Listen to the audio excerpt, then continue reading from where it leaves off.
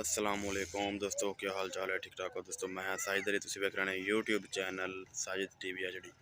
दोस्तों अज की सूरत हाल दरिया रावी दे विच पानी बहुत ज़्यादा आ गया, जिंदी वजह नाल काफ़ी नुकसान कर रहा है। ज़मीनी कटाव भी काफ़ी कर रहा है, लोगों फसलें में आवाम दोस्तों फसलों के अलावा ज़मीनी कटाव भी दरिया बड़ा तेज़ ना कर रहा है, जिंदी वजह नाल दो हिफाजती बंद टुट गए हैं। दो हिफाजती बंद टुटन की वजह नाल फैसलाबाद तो साहिवाल रोड में बहुत ज़्यादा खतरा है इस टाइम। बिल्कुल कैमरामैन तो दिखा रहा है, एक्सीवेटर दो मशीना रोड से खड़िया ने, पत्थर मिट्टी सट रही हैं, लेकिन कोई फर्क नहीं पै रहा। दोस्तों इस अलावा अज की अपडेट दरिया रावी की फिलहाल पानी कल की अपडेट नालों अज पानी ज़्यादा हो रहा है। कल पानी कुछ कम आ, अज पानी बहुत ज़्यादा है। ज़मीनी कटाव भी अज ज़्यादा है कल नो। जिथे पानी की स्पीड रेंज ज़्यादा है, इतने बन हिफाजती बन टुटा है।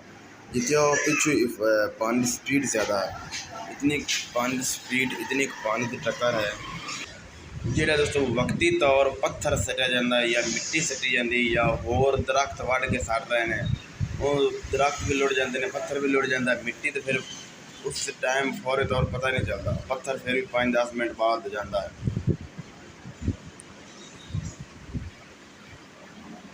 दोस्तों अगर आपको ये वीडियो अच्छी लगे तो इस चैनल साजिद टीवी एचडी को सब्सक्राइब करना है और बेल आइकन घंटे निशान प्रेस करना, ताकि जैसे नई आने वाली मज़ीद वीडियो का नोटिफिकेशन आपको मिलता रहे। दोस्तों इस बात मैं दिखाना तिल हैं, तिलों बहुत ज़मीनी कटाव बड़ा ज़्यादा कर रहा है। कुछ दिन पहले उत्थे टूअल सी, वो टूअल भी ज़मीनी कटाव की वजह दरिया चला गया है। दरख्त भी दरिया चले गए हैं, मक्की भी दरिया चली गई है, काफ़ी फसलों का नुकसान हो रहा है। कमान की फसल आई, उनका भी बड़ा ज़्यादा नुकसान हो रहा है, वो भी ज़मीनी कटाव की वजह दरिया के विच शामिल होगी। पता नहीं लगता पहले इतने ज़मीन सी या पहले दिन तो दरिया बह रहा है। जिस तरह से पानी की स्पीड चेक कर रहे थे, खुद अंदाज़ा लाओ कि इतनी स्पीड पानी की, इतना तेज़ पानी आ रहा है।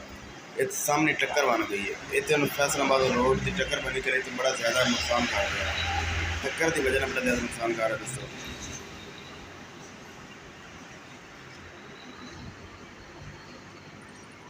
दरिया रावी फैसलाबाद या हदूद टूल प्लाजा कुतुबशाना 18/7/2023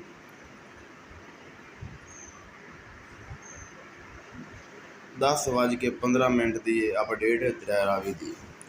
इस तो बाद दोस्तों 4-4:30 बजे, उस बाद 4:30 बजे अपडेट देवांगे दूसरी वीडियो दे।